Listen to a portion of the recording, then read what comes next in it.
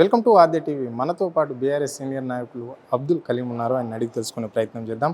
చెప్పండి అన్న, ఈరోజు సుప్రీంకోర్టు తీర్పును మీరు ఎట్లా స్వాగతిస్తున్నారు? ఇది ఈరోజు రాజ్యాంగాన్ని పరిరక్షించడానికి సుప్రీంకోర్టు ఈరోజు ఏదైతే నిర్ణయం వచ్చిందో ఇది ఒక చెంపపెట్టు కాంగ్రెస్కి. రెండోది, రాజ్యాంగాన్ని అపహాస్యం చేస్తే, అంబేద్కర్ గారు రాసిన రాజ్యాంగాన్ని ధిక్కరిస్తే ఏ స్థాయిలో మీకు ఇబ్బంది అవుతుందో, ఏ స్థాయిలో సుప్రీంకోర్టు లాంటి ఈరోజు కూడా కోర్టులు పరిరక్షించడానికి ఉన్నాయన్న దానికి నిదర్శనం ఇది. ఇప్పటికైనా రేవంత్ రెడ్డి ఇట్లాంటి ఈ హార్స్ ట్రేడింగ్ చేస్తే షార్ట్ బ్రీతింగ్ అవుతుంది అన్నట్టు కొద్దిగా గుర్తుపెట్టుకొని కొద్దిగా ఆయన తల వంచుకొని కొద్దిగా చక్కగా పనిచేస్తే బాగుంటుంది.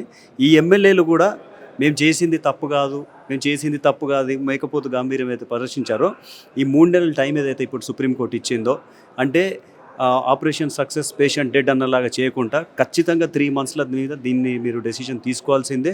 వాళ్ళు మిమ్మల్ని ఇన్ఫ్లుయెన్స్ కానివ్వకుండా మీ డెసిషన్ మీరు క్లియర్ చేయాలని చెప్పేసి చాలా స్పష్టంగా సుప్రీంకోర్టు చెప్పడం జరిగింది. కాబట్టి ఇది డెఫినెట్గా దీన్ని స్వాగతించదగ్గ విషయం, ఇది హర్షించదగ్గ విషయం.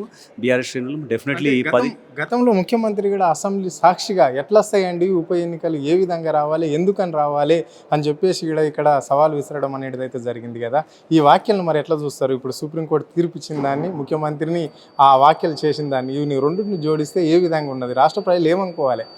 సీఎం అయిన తర్వాత ఆయన కళ్ళు మూసుకున్నాడు. అంటే ఇప్పుడు నేను చెప్పిందే వేదం, నేను చెప్పిందే నడుస్తుంది అన్న చందంగా మాట్లాడాడు. కాబట్టి ఆయన బియాండ్ సుప్రీంకోర్టు లాగా బిహేవ్ చేసుకున్నాడు. సుప్రీంకోర్టు 2 సార్లు ఆయనకు చెంపదెబ్బలు వేసినా కూడా ఆయనకు అర్థం కాలేదు.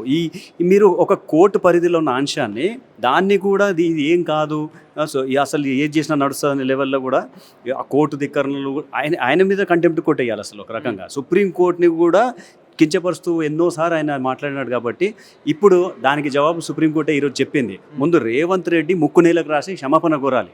అట్లాంటి మాటలు మాట్లాడడానికి అసెంబ్లీ సాక్షిగా ఆన్ రికార్డ్ ఇట్లాంటి మాటలు మాట్లాడాలి. మరి ఈరోజు తీర్పు ఎట్లా వచ్చింది? రాజ్యాంగం ఇంకా బతికుంది, రాజ్యాంగాన్ని బతికించే కోర్ట్స్ ఉన్నాయి ఇంకా. అంటే మీకు ఇష్టం వచ్చింది మేము చేసుకుంటూ పోతామంటే అది నువ్వు సీఎం పరంగా నువ్వు ఒంటెద్దు పొగడలు మాత్రమే, అంటే నీకు ఉన్న అహంకారం మాట్లాడుతుంది అక్కడ. కానీ దాన్ని రక్షించడానికి రాజ్యాంగం ఉంది. అంబేద్కర్ గారు రాసిన రాజ్యాంగం ప్రకారంగానే ఈరోజు ఏ రకంగా అయితే ఈ తీర్పు వచ్చిందో, ఈ తీర్పుని సమస్త కాంగ్రెస్ నాయకుల నుంచి కార్యకర్తల దాకా చెంపలేసుకొని క్షమాపణ కోరాలి.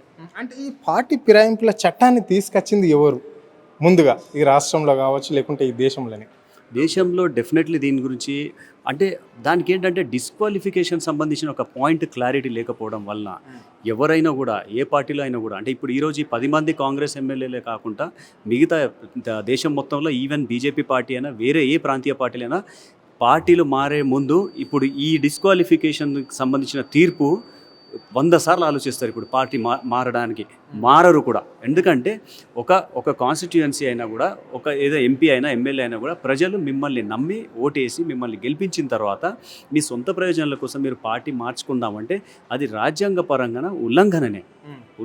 ఎందుకు అంటే మీరు మా పార్టీకి సంబంధించి, మీరు ఒక పార్టీని నమ్మి, సిద్ధాంతాలను నమ్మి మీరు క్యాండిడేట్గా నిల్చున్నారు. కాబట్టి ప్రజలు మిమ్మల్ని నమ్మి, అంటే ప్రజల్ని మోసం చేసినట్టే. యాజ్ పర్ డెమోక్రటిక్ కంట్రీలో దీనికి ఆస్కారం లేదు.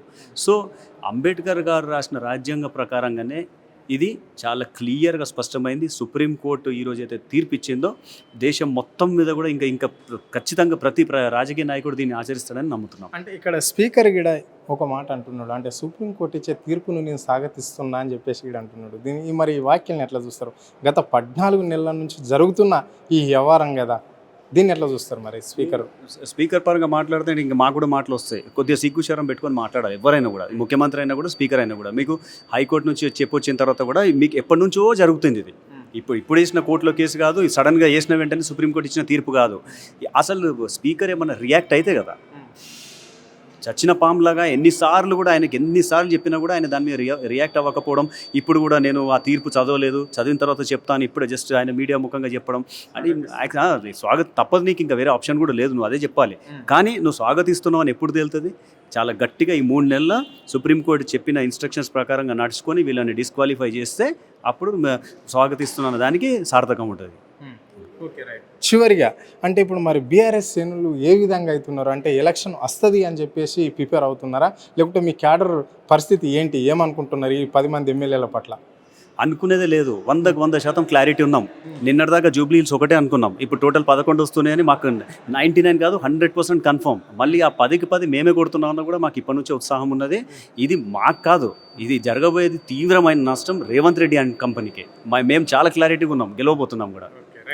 ఇది పరిస్థితి. సుప్రీంకోర్టును మేమైతే పూర్తిగా స్వాగతిస్తున్నది బీఆర్ఎస్ పార్టీ అని చెప్పేసి కూడా అబ్దుల్ కలీం చెప్పడం అనేది అయితే జరిగింది. సో ఇప్పుడు రాబోయే 10 మంది ఎప్పుడైతే రాజీనామా చేస్తారో అప్పుడు మేము సిద్ధంగా ఉన్నాం. 10 స్థానాలలో ఆ జుబ్లీహిల్స్ను కలుపుకుంటే 11 స్థానాలలో గెలవడానికి సిద్ధంగా ఉన్నది బీఆర్ఎస్ పార్టీ అని చెప్పేసి కూడా ఆయన ధీమా వ్యక్తం చేయడం అనేది అయితే జరిగింది. కెమెరా పర్సన్ రవితో హరునాథ్ టీవీ, హైదరాబాద్.